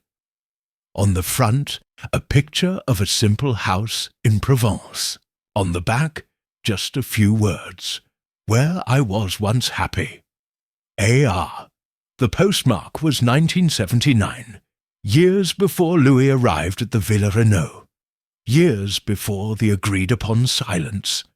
Was there someone else? A corner of Alphonse's life that no one knew about. A moment of redemption that didn't make it into the diaries or the letters. Louis took the postcard to Cécile. She examined it, then held it as if she could extract its essence from the yellowed cardboard. "Do you think it still exists?" he asked. "Maybe. But even if not, the gesture already says a lot. He wanted to remember that changes everything." Cécile nodded, and then, with unexpected seriousness, she proposed, "You should go, in Provence, to that place. If your father wrote this for himself, then you have the right to see with your own eyes what he couldn't share. Sometimes places close the loops that words leave open." Louis didn't reply immediately. He put the postcard in his jacket. That night, he made a reservation for a train south. The journey was peaceful. The fields passed by like vivid paintings. Upon arrival, the air was warmer than at Villarenoux, laden with the scent of wild thyme and burnt wood. The address on the postcard was an old inn converted into a retirement home, on the edge of a pine forest. There, a woman with ash hair and a frank smile greeted him. Looking for accommodation, Louis showed the postcard. "No, I'm looking for this. Someone named Alphonse Renaud was here many years ago. I'd like to know if he left anything behind." The woman looked at him carefully. Then she nodded. "Yes, I remember. He would come home with books and spend hours on the terrace. He said it was his sanctuary. Did you leave anything?" She hesitated. Then she asked him to follow her. She led him to a small cabin at the far end of the property. Inside, the air smelled of old paper. On the table was a wooden box with a small rusty padlock. He left it in storage. "In case someone comes with their voice," he said. "The safe doesn't have a key, but I think it's waiting to be opened." Louis took it, not with anxiety, but with gratitude. That night, already in his assigned room, he opened the box with a soft creak. Inside he found a handkerchief, embroidered with the initials M.B., a letter never sent, addressed to Matilda, a copper lighter with the initials A.R., and a thin notebook, hand-titled "Fires That Did Not Burn." Louis opened it. It was barely 10 pages long. They all talked about the same thing: guilt, desire for reconciliation, fear of the truth. But at the end, a more recent note, written in firm handwriting. "Maybe he won't forgive me, but if you ever see the fire lit in this house, you will know that at least once I wanted to do it right." Louis looked at the old lighter. He lit it. The flame was small, yellow, but enough. He stood up. He left the cabin and gathered some branches. He lit a small fire in the stone hearth outside, and he waited. Not for ghosts, not for answers, only for the clarity that comes when the past is allowed to be consumed with respect. 2 hours later, when the flames had died down to embers, Louis wrote a sentence in his notebook. I did not inherit his silence, but yes, his intention to start over. He put away the notebook. He looked at the sky, and for the first time since his name became his own again, he didn't think about what he had lost, but in everything he could still choose to build. Chapter 16. The House Where No One Asked. When Louis Brousseau returned to Villarenoux, he brought with him something that could not be packed, a new piece, made of ashes and ink, of unspoken glances and questions that had finally learned to remain silent without being due to cowardice. The trip to Provence had been brief, but as with everything truly important, it did not last in time, but in depth. He had returned with a copper lighter, a handkerchief embroidered with forgotten initials, and a letter he still didn't know whether to read aloud or keep forever. The Fire had done its job, not to erase, but to transform. At the villa, Cécile greeted him with a silent gesture, barely an exchange of glances from the stairs. Henri, with his firm, discreet gait, had already prepared tea, as if the routine had never been interrupted. No one asked how the trip had been. No one mentioned the cabin, the wooden box, or the pages read by the glow of the fire. And that, Louis thought, was perhaps the greatest gift he had ever been given, the right to silence without suspicion. That night, without intending to, Louis returned to the library. He sat where his uncle had sat before, now by his own choice and not by legacy.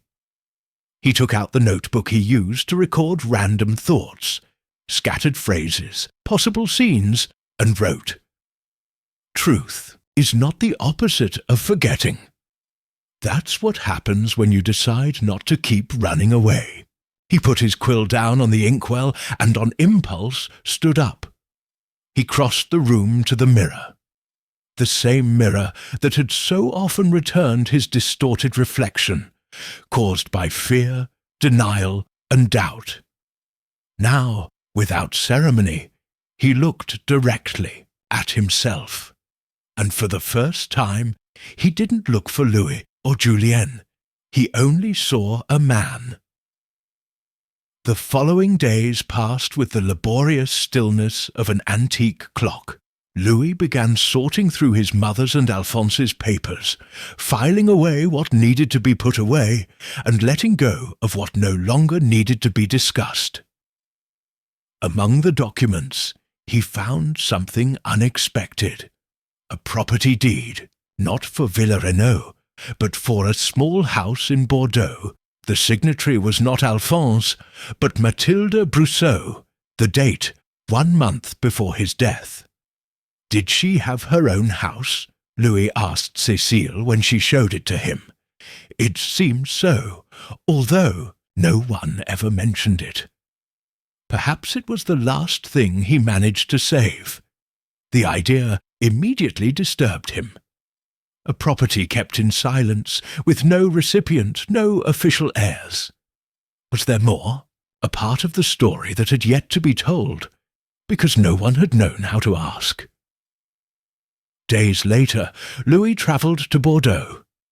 He didn't bring any luggage, just his writing. The house was at the end of a side street, tucked away among bushes and lemon trees, with a rusty gate that creaked sweetly. It looked uninhabitable, but not dead, like a word waiting for its place in the right sentence.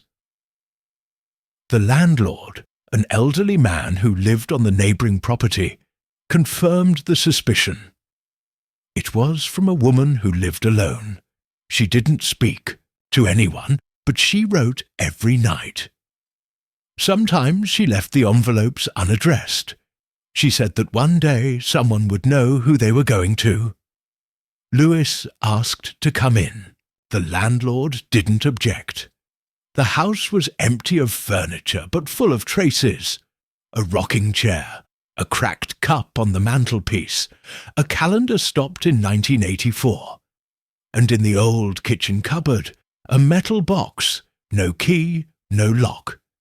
Inside, papers, letters, dozens, all without addressee, signed simply as Yem. Louis sat on the floor amidst the dust and cobwebs and began to read. They were letters to a son, to a man he didn't yet know, to a name he didn't know was still alive. Each letter an offering, a confession, an attempt, and at the end of one of them, a line written in firmer handwriting. If you ever read this, you'll know that even if there was no room for us in his house, there was always one in mine. Louis closed his eyes. He took a deep breath. He then understood that that house, forgotten by the world, was the home her mother built with words when she no longer had bricks. That night he slept there, on the floor, on a blanket he found in the attic. At dawn, before leaving, he placed one of the letters on the kitchen table. Not one of Matilda's, one of his own. He wrote in it, "Mother, I have come. I have read, and even though you didn't know if it would ever come, here I am. Thank you for letting me have the words no one else dared to say. Your son, Louis." He left without closing the door. He let the house breathe for the first time in decades. And as he walked away along the leaf-covered path, he didn't feel watched by the walls. Only accompanied. Chapter 17. The Notebook of Unanswered Questions.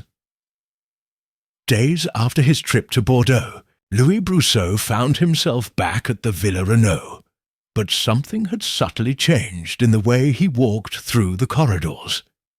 He no longer moved with the caution of a guest, nor with the weight of someone who feels watched by the eyes of the portraits.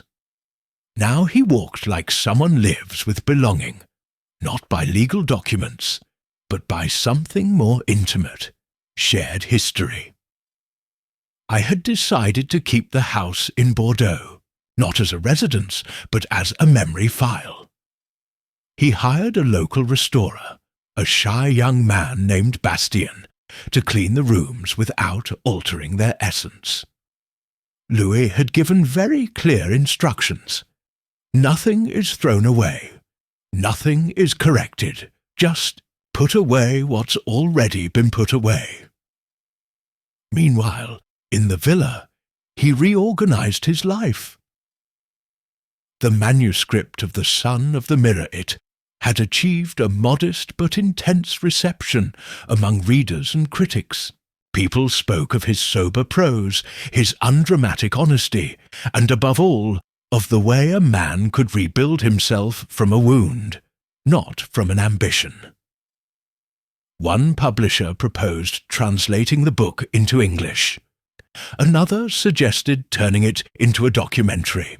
Louis rejected both for now. What he'd written wasn't entertainment, it was testimony, and he didn't yet know how he felt about others interpreting it. But what he did do was start a new project, a blue notebook, unlined, with the word intermediate on the cover. It wasn't a novel, it wasn't a rehearsal, they were questions. Each page contained a question he'd never been able to ask. To his mother, to Alphonse, to himself. What would have happened if I had been told the truth when I was 10? Why did no one in this house notice that I didn't fit in? What if love isn't enough when it comes late? Is forgiveness the same as understanding?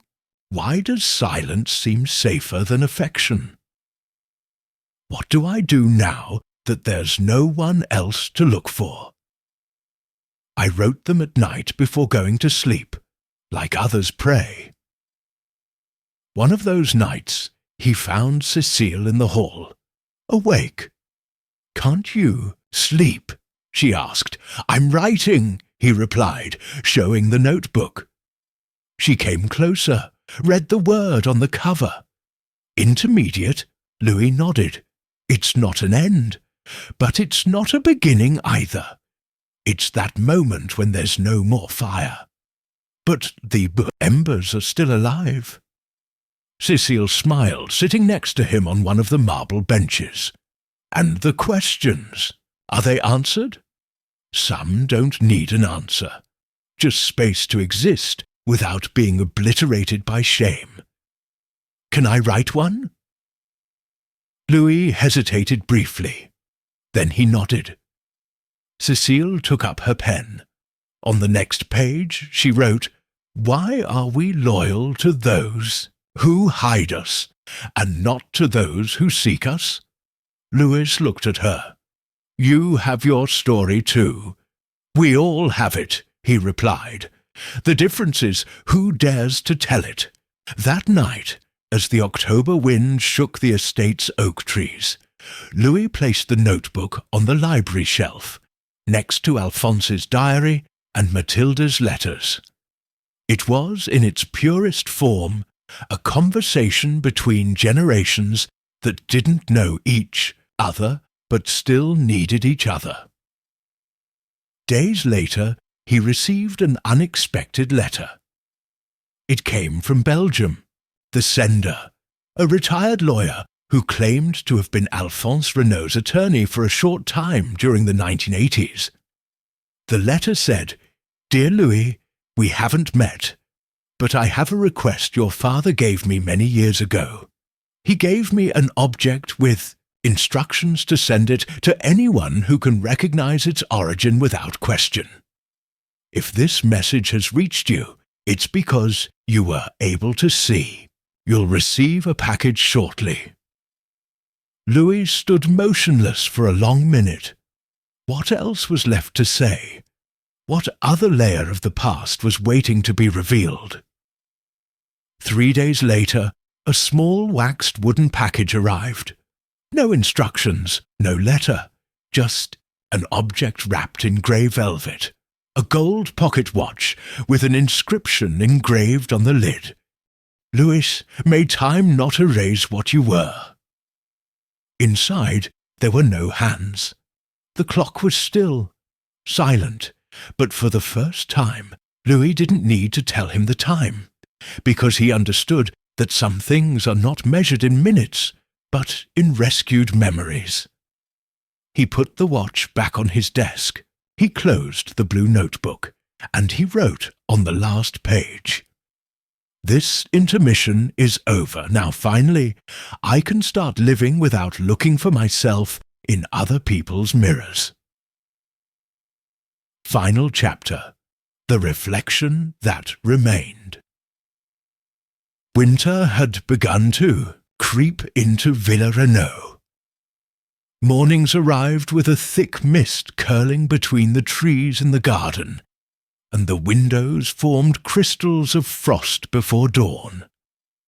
In the library, a soft fire burned, more for company than warmth. Louis Brousseau, still with his blue notebook closed on the table, watched the flames with an expression that was neither nostalgia nor sadness. It was something else, something closer to acceptance. On that particular day, an unexpected visitor had arrived from Paris, Hercule Poirot. "I didn't come as a detective this time," he'd said upon arrival, "but as a witness. I wanted to see with my own eyes what you've constructed after the truth." Now, the two men found themselves in the same room where it all began. The library with its mirror, its desk, its carefully classified past. "Well, Monsieur Brousseau," said Poirot, examining the gold watch without hands, which Louis had naturally shown him. "Have you discovered its meaning?" Louis nodded. "Yes." "My father stopped measuring time, not out of resignation, but because he understood that time could no longer correct what he had done.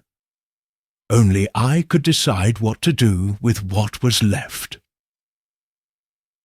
Poirot stroked the rim of the watch with his gloved fingers. Curious, isn't it? That a man obsessed with controlling the present and the future has left as an inheritance an object that stopped, a symbol that his power was ultimately limited by something he could not anticipate, the desire for redemption. Louis watched him silently. Then he stood up, crossed the room, and stopped in front of the mirror. "For years," he said without turning around, "I thought that mirror was lying to me, that it reflected someone who didn't exist, or who had no right to be here." Poirot approached, stopping beside him. "And now," Louis looked at him, "now I understand that the mirror wasn't lying. It just gave back exactly what I gave it. It was me who didn't want to look straight in the face." Poirot smiled, slightly and satisfied. "So, sir, you've solved the one case no one else could solve, that of your own reflection." There was a moment of silence, long without urgency. "However," added Poirot, "before I say goodbye, there is something else you should know." Louis frowned slightly. Poirot took a small, very old envelope from his jacket, with yellowed edges. On the back, written in black ink, were just two initials, M.B. I found it in my files. They gave it to me in Lyon, but I thought its contents were redundant. Only now, after everything that's happened, do I understand that was the final point. Louis received it with both hands, with a mixture of reverence and caution. He opened it. Inside, a brief note. "Louis, if you ever come to know who you are, remember that you were not born from a mistake, but of an act of courage that the world failed to recognize. The name they denied you was not a punishment. It was a bridge. Cross. Your mother." Louis looked down. There were no tears, just slower, deeper breathing. "Thank you," he said hoarsely, "for bringing it here, for not reading it first, for letting her tell it to me." Poirot nodded. The most delicate truths shouldn't be deduced. They should be found when one is ready to hold them. That afternoon, Poirot left without ceremony. Louis accompanied him to the gate. They said goodbye without promises or speeches. "Do you have a new case?" Louis asked with a half-smile. "There's always one, sir. But this time I allowed myself to close a personal one. And that doesn't happen every day." Louis watched the car drive off into the mist along the tree-lined drive.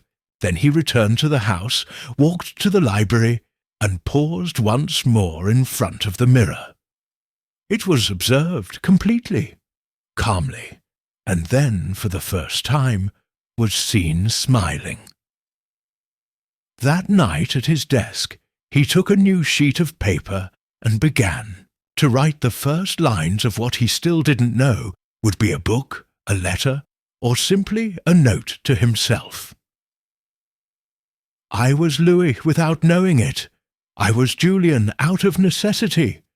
And now, by will, I am the one who decides which part of both will remain. Because the truth, in the end, is not a revelation. It is a reflection that one stops fearing." He closed the pen. He closed the notebook, and finally he turned off the lamp with the peace of someone who no longer needs to stay awake to remember.